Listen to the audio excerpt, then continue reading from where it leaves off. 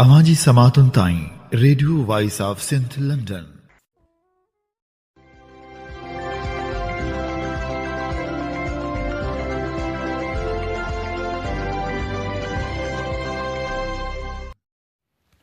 आम हीअं ॿुधी रहिया आहियो radio voice of Sindh London. अवां जी ख़िदमत में प्रोग्राम पेश कजे थो ख़बरुनि जी दुनिया। 29 मार्च 2026 आचर जे ॾींहुं प्रोग्राम ख़बरुनि जी दुनिया साण करे आऊं अवां जी ख़िदमत में हाज़ुर अवां जो पंहिंजो मेज़बान हबीब लगारी। सभ खां पहिरियां पेश करियूं था ख़ासि ख़बरूं।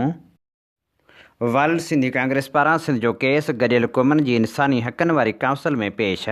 जबरी गुमशुदगियूं ऐं इंसानी हक़नि जी लताड़ रोकण ऐं मोरे जे मुतासिरनि सां इंसाफ़ जी घुर। जसकम अॻवान इनाम सियाल जे 40 वारो जलसो पुलिस करणु न ॾिनो। कारकुननि जी रस्ता रोक। लिबनान में इसराइल जे हमलनि सबबि 3 सहाफ़ी मारिजी विया। ईरान ते बि हमला। नोशकी में गुज़िरियल 2 महीननि खां कर्फ्यू, तालीमी रोज़गार मुतासिर। कोयटा में जबरी गुमशुदगियुनि ख़िलाफ़ एहतिजाज खे 6118 ॾींहं मुकमिल। मोरो सान्हे जे असीरनि जी आज़ादी लाइ वारसनि जो 14 ॾींहं बि एहतिजाज। खोरवाह में बुनियादी मसइलनि जे हल लाइ आल पार्टीज़ कॉन्फ्रेंस। टंडे अलियार में ॻोठाण जो बासरनि ख़िलाफ़ मुज़ाहिरो। सागढ़ में तेल कंपनियुनि जे नाइंसाफ़ियुनि ख़िलाफ़ रहवासियुनि जो एहतिजाजी मुज़ाहिरो। हाणे पेश करियूं था तफ़सीली ख़बरूं। वर्ल्ड सिंधी कांग्रेस पारां इंसानी हक़नि वारी काउंसिल में सिंध जो केस पेश कयो वियो। गॾियल क़ौमुनि जी इंसानी हक़नि वारी काउंसिल में वर्ल्ड सिंधी कांग्रेस जे अॻुवान डॉक्टर हिदायत भुट्टो ख़िताब कंदे पाकिस्तान जे आइन में 26 ऐं 27 तरमीमनि ते सख़्त ख़दशनि जो इज़हार कयो।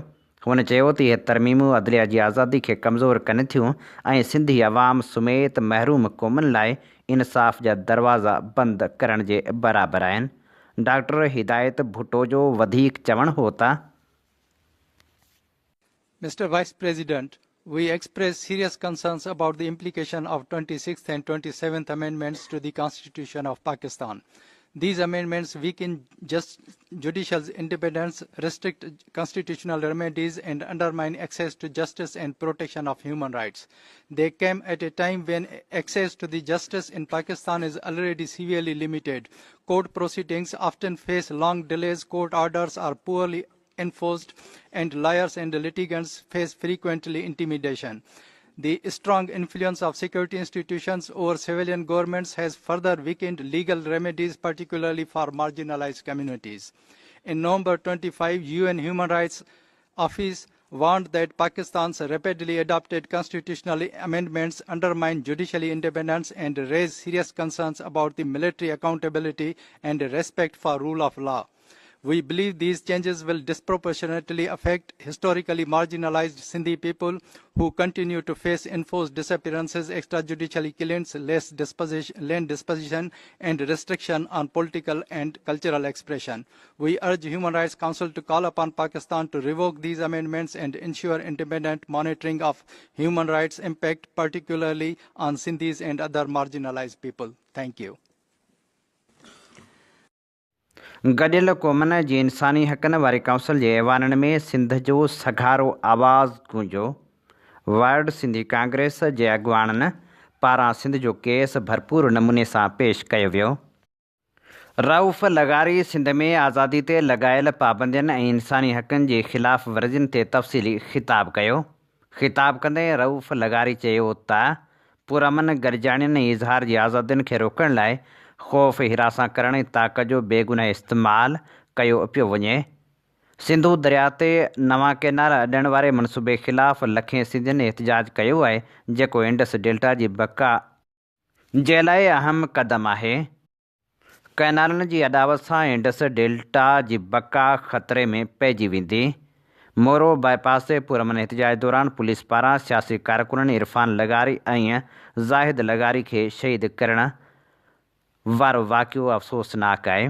उन वाक़े खे आलमी सतह ते उथारियो वियो। शागिर्द अॻवाननि गनी अमान ऐं सरमद मीराणी खे अदालतनि मां आज़ादु थियण बावजूदि ॿीहर गिरफ़्तार करण ऐं खेनि हिरासत करण वारे अमल जी बि सख़्त मज़मत कई वई। उन मौक़े ते रऊफ़ लगारी चयो त सिंध जा माण्हू पंहिंजी तहरीक, पंहिंजे इज़हार ऐं पंहिंजे जीअण जे हक़ जो दिफ़ा करे रहिया आहिनि। रऊफ़ लगारी गॾियल क़ौमुनि जी काउंसिल ते ज़ोर भरियो त हूअ पाकिस्तान खां उन्हनि ख़िलाफ़ वर्जियुनि जो हिसाब वठे ऐं सिंध में जबरी गुमशुदगियुनि तोड़े माहौलियाती ख़तरनि खे रोकण लाइ फौरी कदम खणे। Mr. President, we draw the Council's attention to the growing crackdown on the freedom of speech, expression, peaceful assembly and association in Sindh, where authorities increasingly use arbitrary restrictions, intimidation, excessive force, enforced disappearances, extrajudicial killings and counter-terrorism laws to suppress dissent. Each year, on 17th January, thousands of Sindhi gather peacefully in Sun to mark the birth anniversary of G.M. Syed, a prominent advocate of Sindhi rights and self-determination. In recent years, authorities have imposed severe restrictions to prevent participation. In January 2026, widespread road blockade and mass arrests were used to stop people from attending the gathering, violating their rights to movement, expression, and peaceful assembly. On 28 October 2025, Sindhi student leaders Gani Aman and Sarmad Mirani were abducted in Karachi and charged under anti-terrorism laws. Although a court ordered their release, they were immediately re-arrested outside the court and now facing trial before anti-terrorism court. In May 2025, millions of Sindhis organized peaceful protests against proposed new canals on the Indus River. Authorities responded with violent crackdown, particularly at Moro bypass in Bijrani Lagari village, where police used lethal force, killing 2 activists, Irfan and Zahid Ligari, injuring many others and destroying homes and property. We urge Council to call upon Pakistan to end these violations. I thank you. World Sindhi Congress जी अॻवान हफ़ीज़ा विधियो पिणु सिंध जे माण्हुनि सां थींदड़ इम्तियाज़ी सलूक ख़िलाफ़ आवाज़ उथारियो। हाफ़िज़ा ख़िताब कंदे चयो त सिंध जी हज़ारें एकड़ ज़रई रिहाइशी ऐं माहौलियाती ज़मीन ते कब्ज़ो करे उहा ज़मीन कारपोरेट मनसूबनि ऐं रिहाइशी स्कीमनि लाइ फ़ौजी इदारनि खे ॾिनी पई वञे। सिंधू दरिया ते 6 नवां कैनाल अॾण वारा मनसूबा सिंध जे पाणी जे वहिकिरे खे घटाए रहिया आहिनि, जंहिं करे ॾुकार ऐं एंडस डेल्टा खे सख़्तु माहौलियाती नुक़सानु पहुची रहियो आहे।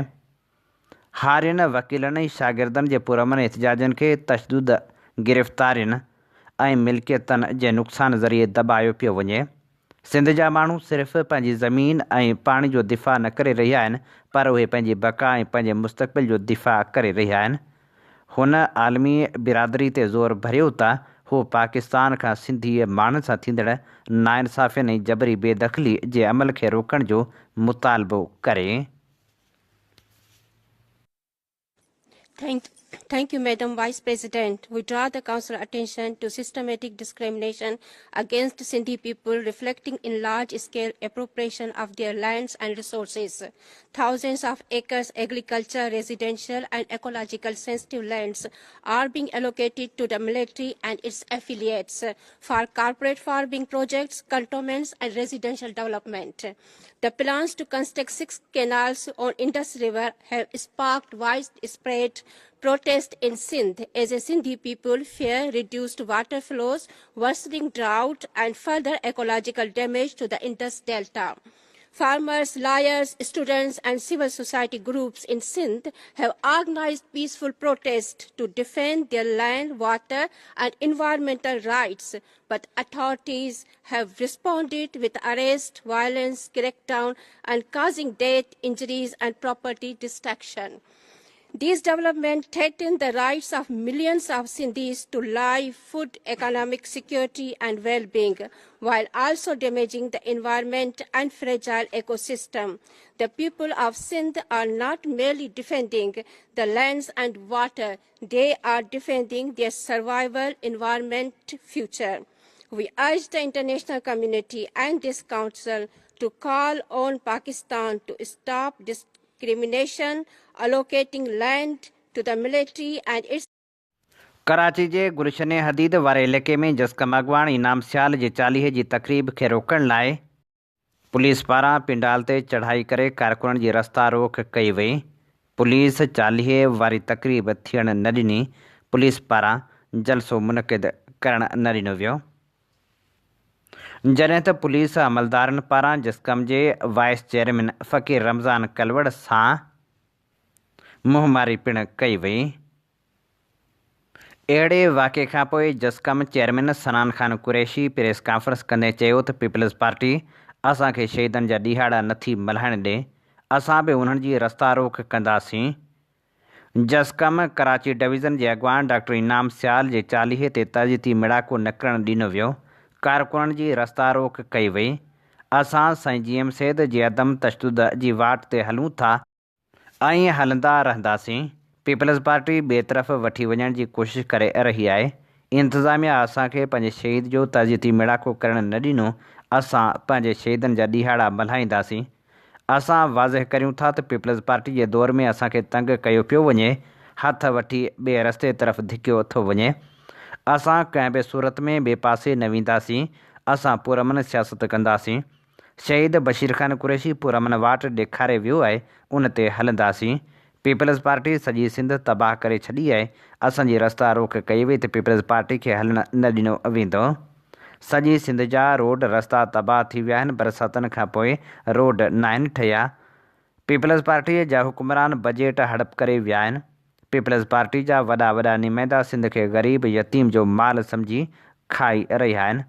असांखे पुरअमन सियासत न करणु ॾिनी वई त असांखे शहीदनि जा ॾींहाड़ा न मल्हाइण ॾिना विया त हथ वठी ॿिए पासे धिकण जी कोशिशि कई वई त पीपल्स पार्टी जी रस्ता रोक कंदासीं।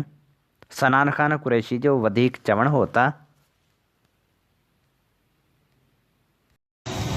साईं GM सैयद जे अदम तशद्दुद जी वाट ते हलूं था, जेका शहीद बशीर ख़ान कुरैशी असांखे ॾेखारे वियो आहे ऐं उन ई वाट ते असां हलंदा रहंदासीं, पंहिंजी जिदोजहद कंदासीं। अॼु जस्कम मलीर ज़िले तरफ़ां डॉक्टर कराचीअ जो जेको डिविज़नल ऑर्गेनाइज़र डॉक्टर इनाम सियाल जो 40 जो प्रोग्राम रखियो वियो हुयो। पुरअमन प्रोग्राम हुयो।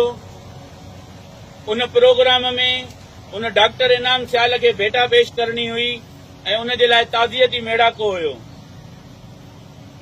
पर हिते इहो ॾोह बणिजी वियो आहे त असांजा दोस्त जेके असां खां विछड़ी वञनि, असां उन्हनि जो चालीहा बि न कयूं, असां उन्हनि जा तॾा बि न कयूं। असांखे अॼु असांजे दोस्त जो चालीहो न करणु ॾिनो वियो। असांजा टेंट हुतां पटिया विया। असांजे दोस्तनि खे उतां भॼायो वियो ऐं उन्हनि खे उतां असां वारिस आहियूं। जेको शहीद बशीर ख़ान कुरैशी सॼी सिंधी क़ौम सां गॾु बीहंदो हुयो। अॼु उन जे शहर में, उन जे हिते घर ते असां पंहिंजे शहीदनि खे असांखे इंतिज़ामिया टेंट हणण न ॾे, असांखे प्रोग्राम करण न ॾे, पर असां पंहिंजे शहीदनि खे न विसारींदासीं। असां पंहिंजे दोस्तनि खे न विसारींदासीं। अॼु असां हिते पंहिंजे घर ते जेका आहे उन दोस्त डॉक्टर इनाम सियाल जे लाइ उन जो ताज़ियतो मेड़ाको कयूं था ऐं उनखे असां भेटा पेश कंदासीं। असां इहो वाज़े चऊं था त पीपल्स पार्टीअ जे दौर में असांखे तंग कयो थो वञे, असांखे हथ वठी करे ॿिए रस्ते ते मोकिलणु चाहिनि था त हू अदम तशद्दुद जो रस्तो छॾे करे को ॿियो रस्तो अख़्तियार कनि, पर ईअं कॾहिं कोन थींदो। असां इन ई रस्ते ते हूंदासीं, इन ई रस्ते ते हली करे पंहिंजी क़ौमी कारकुननि जी मालिकी कंदासीं ऐं पंहिंजे क़ौमी कारकुननि सां गॾु बीहंदासीं। सॼी सिंध तबाह करे छॾी आहे। सॼी सिंध जा रोड रस्ता ईअं जो बरसातियुनि खां पोइ हिन महिल ताईं उहे रोड रस्ता न ठहिया आहिनि, पर उन्हनि रोड रस्तनि जूं वॾियूं वॾियूं बजटियूं हुननि जे पेटनि में आहिनि। पीपल्स पार्टी जा वॾा वॾा नुमाइंदा सिंध खे ईअं खाइनि था ॼण ग़रीब यतीम जो माल सम्झी। सॼी सिंध इन्हनि जो घेराव कंदी, सॼी सिंध इन्हनि जी रस्ता रोक कंदी। हाणे असां इहो वाज़े चऊं था त पीपल्स पार्टीअ खे जे असांखे पुरअमन सियासत न करण ॾिनी वई, असांखे हथ वठी करे कंहिं ॿिए रस्ते ते मोकिलणु चाहियो त असां पीपुल्स पार्टीअ जी रस्ता रोक कंदासीं ऐं जीअं असांखे असांजे शहीदनि जा ॾियारा नथा मल्हाइण ॾिना वञनि, ईअं ई असां उन्हनि जे प्रोग्रामनि में बि असां उन्हनि जी रस्ता रोक कंदासीं। खोरवाह शहर जा बुनियादी मसइला हल न थियण ख़िलाफ़ सिंध यूनाइटेड पार्टीअ जी मेज़बानी हेठि आल पार्टीज़ कॉन्फ्रेंस सिंध हाउस खोरवाह में SUPA जे मरकज़ी अॻुवाण अमीर आज़ाद पहवर जी सदारत हेठि थी गुज़री, जंहिंमें JUI जे अॻुवाण फरमान मेमण, अवामी तहरीक जे अॻुवाण हनीफ़ चांडियो, शिया उलमा काउंसिल जे अॻुवाण कादर बख़्श मंगणहार, STP अॻुवाण मुस्तफ़ा कुंभार जस्कम आरिसर जे विकियो मेमण ऐं ॿियनि अॻुवाणनि चयो त इंतिज़ामिया जी बेध्यानी जे करे सॼो शहर खंडर बणिजी वियो आहे। शहर जा रोड घटियूं खंडर बणियल आहिनि, पर हिन तरफ़ को बि ध्यानु नथो ॾिए। हुननि चयो त यूनियन काउंसिल खोरवाह जा अक्सर ॻोठ पिणु बुनियादी मसइलनि जे वर चढ़ियल आहिनि, पर चूंडियल नुमाइंदा इलेक्शन बैदि को तरक़ियाती कमु ॾियण लाइ तयारु न आहिनि, जंहिं करे हितां जा रहावासी अज़ाब वारी ज़िंदगी गुज़ारे रहिया आहिनि। हुननि शहर जे बुनियादी मसइलनि जे हल लाइ गॾियल जदोजहद करण ते इतफ़ाक़ कंदे 11 अप्रैल ते खोरवाह शहर में एहतिजाजी रैली कढण जो पिणु ऐलान कयो। हुननि चयो त जेसि ताईं मसइला हल न थींदा असांजी एहतिजाजी तहरीक जारी रहंदी। मोरो साने जे असीरनि जी आज़ादी लाइ 14 ॾींहं बि वारसनि, अमड़ियुनि, वञनि, भेनरनि, भाइरनि, पुटनि, न्याणियुनि, शहरियुनि, वकीलनि मोरो प्रेस क्लब अॻियां एहतिजाजी मुज़ाहिरो करे धरणो हंयो। मासूम ॿारनि, न्याणियुनि पंहिंजा हथ लोही ज़ंजीर सां ॿधी पंहिंजी बेॾोही प्यारनि जी आज़ादी जी घुर कई ऐं ज़ंजीरनि सां ॿधल हथ मथे करे हुक्मरान खे पिटूं ऐं पारा था ॾिना। उहे मासूम न्याणियूं, मासूम ॿारड़ा जिन जे हथनि में किताब हुजणु घुरिजनि ऐं उहे स्कूल में हुजणु घुरिजनि, पर हूअ रोडनि ते मुसलसल 14 ॾींहंनि खां सरापा एहतिजाज बणियल आहिनि। हुन जे हथनि में ज़ंजीरूं पातल आहिनि। 10 महीननि खां डिस्ट्रिक्ट जेल नौशर फिरोज़ में बेगुनाह असीरनि जे वारसनि कबरां लगारी, एडवोकेट गुलज़ार अली आलमाणी, मोहसिन अली रुस्तमाणी, एडवोकेट इसरार अहमद भट्टी, नसीर अहमद खोखर ऐं ॿियनि चयो त असां गुज़िरियल 14 ॾींहंनि खां मुसलसल एहतिजाज करे रहिया आहियूं। पंहिंजे प्यारनि जी आज़ादी लाइ सरापा एहतिजाज बणियल आहियूं, पर हुक्मरान जा कन ऐं अखियूं बंदि आहिनि। अदालतूं ख़ामोश आहिनि। मज़लूम माण्हुनि, ॿारनि ऐं न्याणियुनि जूं दर्द भरियूं दाहूं रंग लाहींदियूं। हुक्मरान जे ज़ुल्म जो ख़ात्मो थींदो। हुननि चयो त 60 बेगुनाह कैदी, हारी पोरित मज़दूर, उस्ताद, शागिर्द, दुकानदार, पुलिस एहलकार, पीरसन माण्हू 10 महीननि खां क़ैद आहिनि। उन्हनि जो केस बि नथो हलायो वञे, अदालत में बि पेश नथा कनि, ज़मानतूं बि थियण नथा ॾियनि, मुलाक़ातूं बि बंदि आहिनि। सिंध हुकूमत जो सॼो ध्यानु मोरो साने जे बेगुनाह असीरनि ते आहे। हुननि सुप्रीम कोर्ट ऐं इस्लामाबाद हाई कोर्ट जे chief justice, Sindh High Court जे चीफ जस्टिस ऐं ॿियनि खे अपील कई त मोरो साने जे बेगुनाह असीरनि जी आज़ादी लाइ पंहिंजो किरदारु अदा कनि, मज़लूमनि जो साथ ॾियनि ऐं सिंध जे हुक्मरान जो जबर, बरबरियत, ॾाढ, ज़ुल्म ख़तमु करण लाइ जदोजहद में असांजो साथ ॾियनि। हुननि चयो त असांजो एहतिजाज पंहिंजे प्यारनि जी आज़ादी ताईं जारी रहंदो। मोरो साने में 11 महीननि खां बेगुनाह 60 असीर ॿधल आहिनि ऐं मोरो सानियो सिंधु दरिया जी तहरीक खे कुचलण लाइ, ख़तमु करण लाइ ही हथरादू वाक़ियो करायो वियो, जंहिंमें 2 माण्हू शहीद थिया, 2 खां वधीक माण्हू ज़ख़्मी कराए ऐं हिते अहिड़ो सानियो करायो वियो। असां मुसलसिल तव्हां जीअं सुवाल कयो त सिंध यूनाइटेड पार्टी जूं छा तयारियूं आहिनि 20 मई जे हवाले सां। सिंध यूनाइटेड पार्टी जॾहिं त 144 कलम लागू हुयो, पर हिन शहर जे माण्हुनि मां ख़ौफ़ कढण लाइ असांजे पार्टी जे सीनियर नायब सदर मोहतरम रोशन अली बूढ़ो जी अॻवाणीअ में हिते सवे माण्हुनि जो एहतिजाज कयोसीं। उन खां पोइ साईं ज़ैन शाह उन टाइम हज ते वियल हुयो। साईं ज़ैन शाह जॾहिं मोटी आयो त धुरियुनि सां वेही ऐं मोरे शहर में हज़ारे माण्हू गॾु करे 31 मार्च ते एहतिजाजी मोरो मार्च करे ॾेखारियो, जीअं पाण मज़लूमनि सां गॾु पियूं। असां सिंध यूनाइटेड पार्टी ख़ुसूसन पहिरें ॾींहं खां वठी अॼु ॾींहं ताईं अॼु बि एहतजाज हले पियो जंहिंखे 15 ॾींहं गुज़री विया आहिनि। एहतजाज थिए पियो। सिंध यूनाइटेड पार्टी शान बशाना हिननि सां बीठी आहे। 20 मई जो जेको ऐलान आहे उन जी तयारी असांजी ज़ोर ऐं शोर सां हली रही आहे समूरी सिंध जे अंदरि। असां हिते हज़ारनि जे तादाद में माण्हू गॾु करे ऐं पंहिंजे प्यारनि जे इंसाफ़ वठण लाइ ऐं एहतसाब करण लाइ गॾु थींदासीं। असां आला अख़्तियारनि खां कोर्टुनि खां मुतालबो करे घुर करियूं था त ही जेके 11 महीननि खां बेगुनाह माण्हू ॿधी तां बांदी बणाए छॾिया आहिनि उन्हनि जा वारिस मुसलसिल एहतजाज करे रहिया आहिनि, पर अव्हां जे कन ते का जूं कान थी चुरे त हिननि माण्हुनि जो क़सूर कहिड़ो आहे। हिननि माण्हुनि जो क़सूर सिर्फ़ु इहो आहे त ही शहर जा मुअज़्ज़िज़ माण्हू आहिनि, शहर जा पोरियत माण्हू आहिनि, शहर जा दुकानदार वापारी माण्हू आहिनि जिन पंहिंजे सिंधु दरिया जे तहरीक लाइ पंहिंजो शान बशाना बीठा। असां अहिड़े कुदे अमल जी मज़मत कंदे आला अख़्तियारनि खां घुर करियूं था त ही जेको वाक़ियो असां पेश कराए वियो उन में तव्हां माण्हू बेगुनाह वाड़े छॾिया आहिनि, क़ैद कराए छॾिया आहिनि, उन्हनि खे आज़ादु कयो वञे। असां हिन मीडिया जे थ्रू पंहिंजे सभिनी सहाफ़ी भाइरनि जा थोराइता आहियूं जेके हिन मज़लूमनि जो आवाज़ आला ऐवाननि ताईं पहुचाइनि पिया, अख़बार जे थ्रू, चैनलनि जे थ्रू, सोशल मीडिया जे थ्रू हिननि माण्हुनि जो आवाज़ सोशल मीडिया जे थ्रू हिंद सिंध पूरी दुनिया में ॿुधाइनि पिया त हिननि मज़लूमनि सां इंसाफ़ कोन थो थिए जेके मोरो प्रेस क्लब जे अॻियां 15 ॾींहंनि खां सरापा एहतजाज बणियल आहिनि। असां वरी मुतालबो करियूं था त ही जेके माण्हू वेठा आहिनि सिर्फ़ु पुरअमन एहतजाज करे पंहिंजे एहतसाब जी अदालत हिते लॻाए वेठा आहिनि। छो त कोर्टनि में जज वेहण लाइ तयारु कोन्हनि, कोर्टनि में जज बेलू ॾियण लाइ तयारु कोन्हनि। हितां जा जेके लोकल वकील आहिनि हिननि जो केस लड़ण लाइ तयारु कोन्हनि। उहो वकील बि जेको सिंध यूनाइटेड पार्टी जे लायर फोरम जो मरकज़ी अॻवान आहे मीर अहमद मंगरियो साहब, जेको साईं ज़ैन जे तरफ़ां वकील ॾिनल आहे, जेको फ्री ऑफ कास्ट केस लड़े पियो। असां मुतालबो करियूं था त ही बेगुनाह माण्हू ॿधा पिया आहिनि।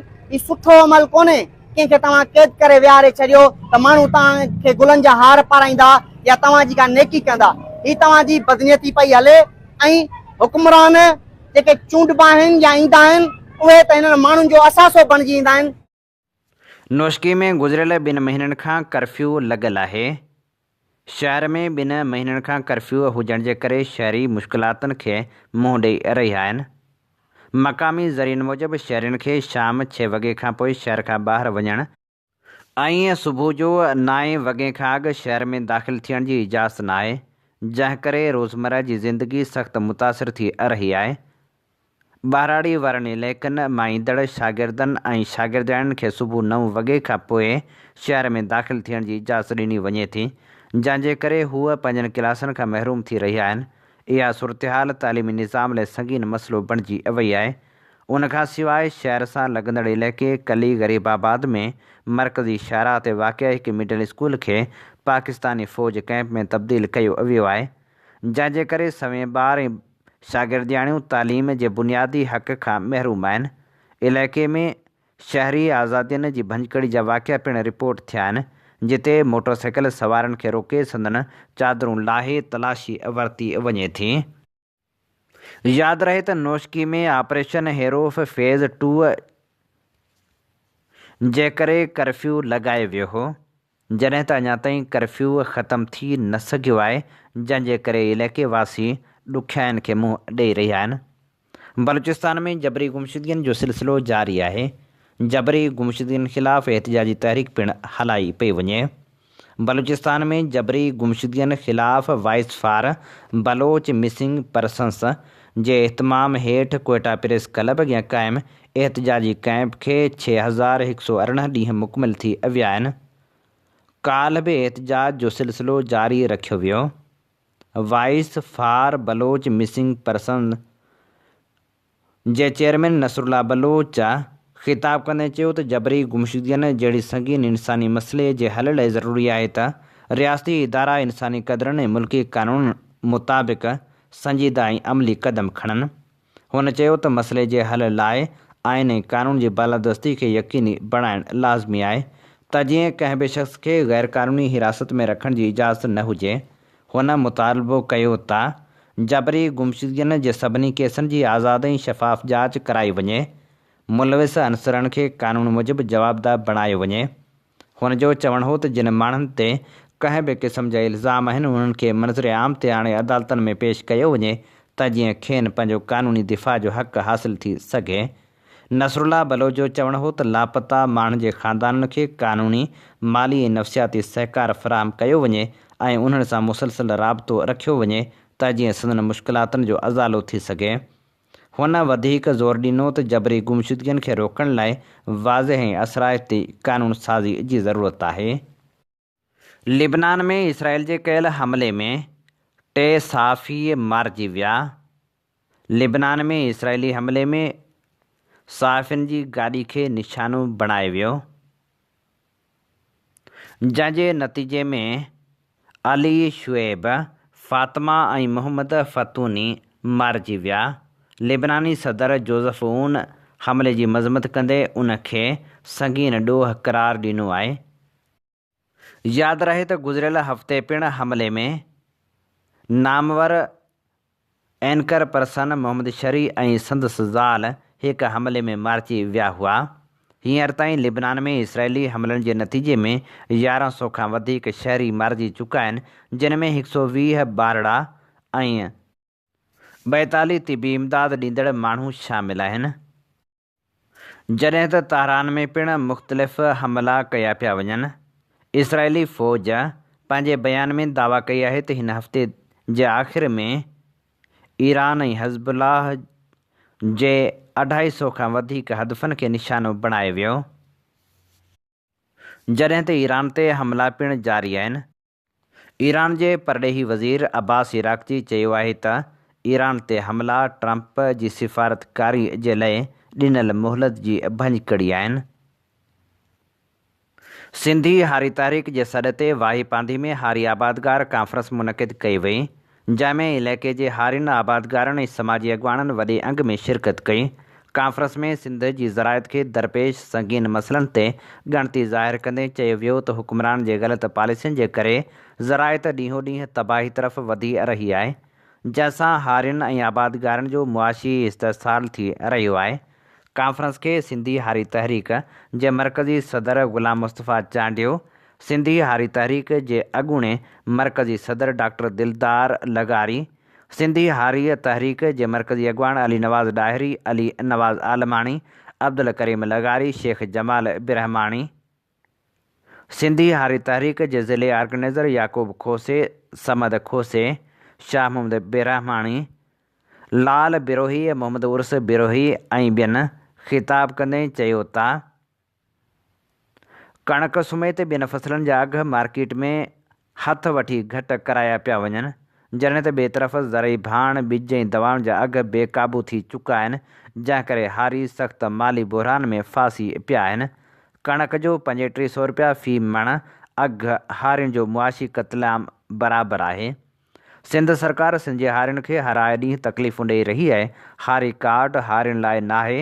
हुननि चयो त अॻु बि टमाटो, बसर ऐं ॿियनि फसलनि सां साॻियो हशर कयो वियो, जंहिं हारियुनि खे सख़्तु नुक़सानु पहुचायो आहे।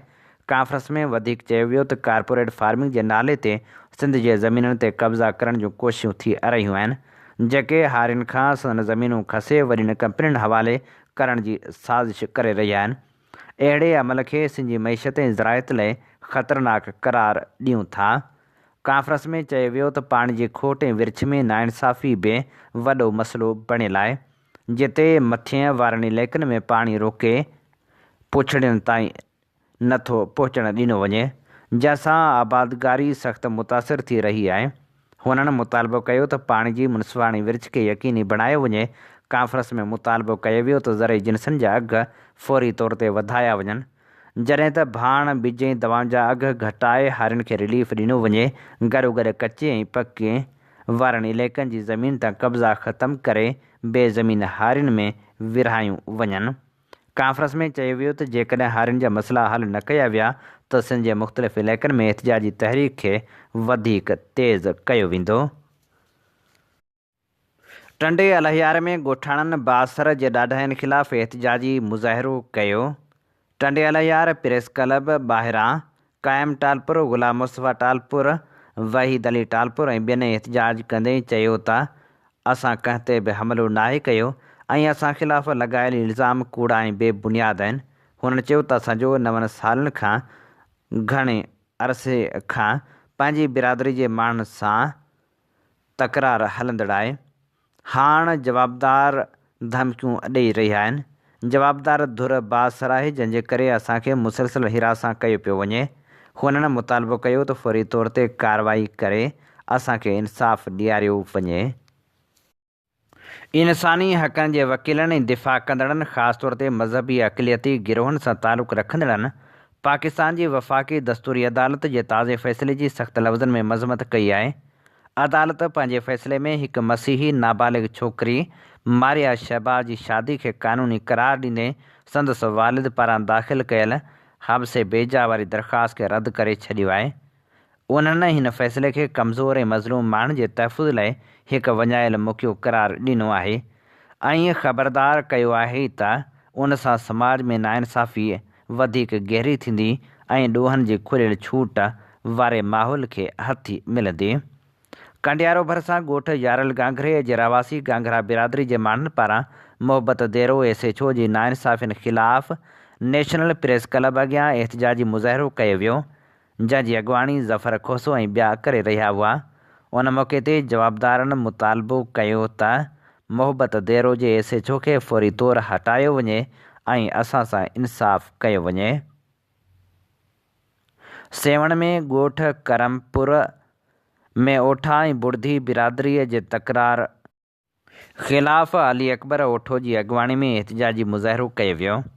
उन मौक़े ते हुननि मुतालबो कयो त एतमाद जोगी JIT टीम जोड़ी वञे ऐं मामले जी जांच कराए असांखे इंसाफ़ ॾियारियो वञे।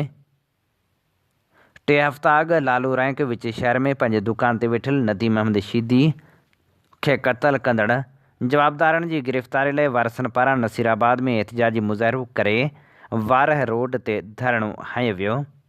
मुज़ाहिरे जी अॻुवाणी मौलाबख्श शीदी, मुमताज़ अली, माशूक अली, आकाश सरमद, बशीर शीदी, अमजद शीदी, आबिद शीदी ऐं माजिद करे रहिया हुआ। उन मौक़े ते अॻुवाणनि चयो त 20 ॾींहं गुज़रण बावजूदि हिन वक़्त ताईं लालू रैंक पुलिस जवाबदार गिरफ़्तार नाहिनि कया। जवाबदारनि खां गरी रिश्वत वठण बाद उहे जवाबदार सरेआम घुमी रहिया आहिनि। हुननि चयो त विच शहर में बेगुनाह पंहिंजे दुकान ते वेठल असांजे नदीम शीदी खे ज़ालिमनि क़तल कयो आहे। उन्हनि कातिलनि खे पुलिस गिरफ़्तार करण लाइ तयारु न आहे। हुननि IG Sindh, DIG Larkana, SSP कंबर शदादकोट ऐं ॿियनि वसवारनि खां मुतालबो कंदे चयो आहे त जल्द नदीम शीदीअ जे कातिलनि खे गिरफ़्तार कयो वञे ऐं असांखे इंसाफ़ ॾियारियो वञे। जेकॾहिं जवाबदार गिरफ़्तार न थिया त असां एहतिजाजी तहरीक हलाईंदासीं। चंबड़ में सोलंगी बिरादरी पारां पुलिस जे मुबीना ज़्यादतियुनि ख़िलाफ़ एहतिजाजी मुज़ाहिरो करे धरणो हंयो वियो। पुलिस जे ज़्यादतियुनि ख़िलाफ़ ज़ुबैर अहमद सोलंगी जी अॻुवाणी में प्रेस क्लब अॻियां एहतिजाजी मुज़ाहिरो कयो वियो। उन मौक़े ते हुननि चयो त चंबड़ पुलिस असांजे नौजवान लखारी ने सोलंगी खे गिरफ़्तार करे मथस मनशा जो कूड़ो केस दाख़िल कयो आहे। हुननि मुतालबो कयो त फौरी तौर ते केस ख़तमु करे असांखे इंसाफ़ ॾियारियो वञे। सांगड़ डेमोक्रेटिक अलायंस पारां गैस कंपनियुनि जे ज़्यादतियुनि ख़िलाफ़ कॉन्फ्रेंस मुनक़िद कई वई, जॾहिं त उन मौक़े ते एहतिजाजी मुज़ाहिरो पिणु कयो वियो। एहतिजाजी मुज़ाहिरे खां अॻु मुनक़िद कयल कॉन्फ्रेंस खे ख़िताब कंदे सांगड़ डेमोक्रेटिक अलायंस जे अॻुवान अब्दुल जब्बार जुणेजे, सिंधी अदबी संगत जे ज़िले राब्ता सेक्रेटरी आज़ीम रुंझे, तुफ़ैल राजपूत, STP जे सलीम रज़ा ॾाहिरी, ज़हीरुद्दीन बाबर, कासमादन लगारी, कादर शाह, लियाकत खोसे, अनवर लगारी, अली ग़ुलाम जलबाणी, मीर हसन खोसे, कैसर खोसे ऐं ॿियनि चयो त शाहीन एनर्जी जेका मुसलसल गैर क़ानूनी गैर इंसानी अमलनि में मुलविस रही आहे, उहा हाणे सांगड़ जे आवाम जे ज़िंदगियुनि सां खेॾी रही आहे। शाहीन एनर्जी प्राइवेट लिमिटेड गैर क़ानूनी ओघरा खां बग़ैर कंहिं इजाज़त जे मक़ामी OGDCL ऐं SSGC इंतिज़ामिया सां मिली भगत करे ख़तरनाक गैस ॿारण लाइ फ़राहम करे रही आहे, जंहिंजे करे मसइला वधी रहिया आहिनि ऐं बीमारियूं कर खणी रहियूं आहिनि।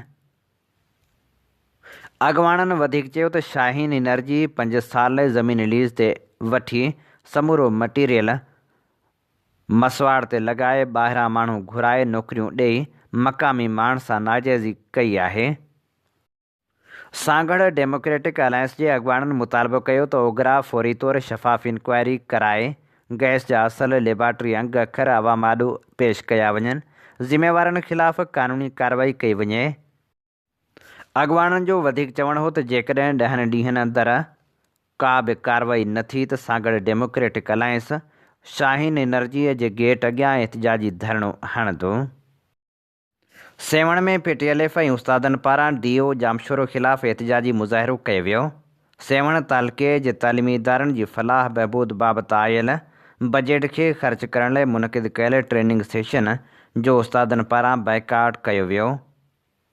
उस्तादनि एहतिजाजी मुज़ाहिरो कयो, जंहिंजी अॻुवाणी मोहम्मद बख़्श रिंद, बदरुद्दीन ओठो, कमालुद्दीन ख़ासख़ली ऐं ॿिया करे रहिया हुआ।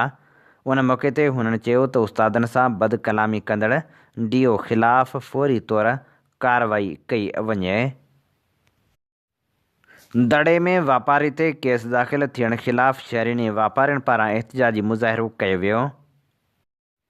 उन मौक़े ते मुज़ाहिरीन जो चवणु हो त सहाफ़ी जे पुटु ज़ुबैर शाह ते ड्यूटी अटकाव जो कूड़ो केस दाख़िल कयो वियो आहे। पुलिस वापारियुनि सां दोखो करे ज़ुबैर शाह मथां केस दाख़िल करे ज़्यादती कई आहे। हीअ असीं अव्हां जी ख़िदमत में पेश करे रहिया हुआसीं ख़बरूं। सिंध जो क़ौमी आवाज़ voice of Sindh London web radio ऐं TV चैनल जेको गुज़िरियल 13 सालनि खां सिंध सां थींदड़ ज़्यादतियुनि नाइंसाफ़ियुनि ख़िलाफ़ सघारो आवाज़ बणिजी दुनिया जी कुंड कुड़िछ में पहुचे थो। सिंध तोड़े दुनिया जे मुल्कनि में सिंधियुनि सां थींदड़ ज़ुल्म ऐं जबर ख़िलाफ़ उथंदड़ आवाज़ खे बेबाकी सां नशर करे थो। वॉइस ऑफ सिंध लंडन कारोबारी न पर क़ौमी जदोजहद जो अहम मोर्चो आहे, जंहिंखे अव्हां जे माली सहकार जी सख़्तु ज़रूरत आहे। उन आवाज़ खे घर घर ऐं शहर शहर पहुचाइण लाइ पंहिंजो क़ौमी फ़र्ज़ु अदा कयो। चैनल जे लिंक खे लाइक ऐं सब्सक्राइब ज़रूरु कयो। बैनर ते ॾिनल फ़ोन या ईमेल वसीले राबितो करे सघो था। इन ते प्रोग्राम जो वक़्तु पुॼाणी ते पहुचे थो। पंहिंजे मेज़बान हबीब लगारी खे ॾींदा इजाज़त। जॾहिं पेर तेॾहिं ख़ैर। अवां जी समातुनि ताईं radio voice of Sindh London.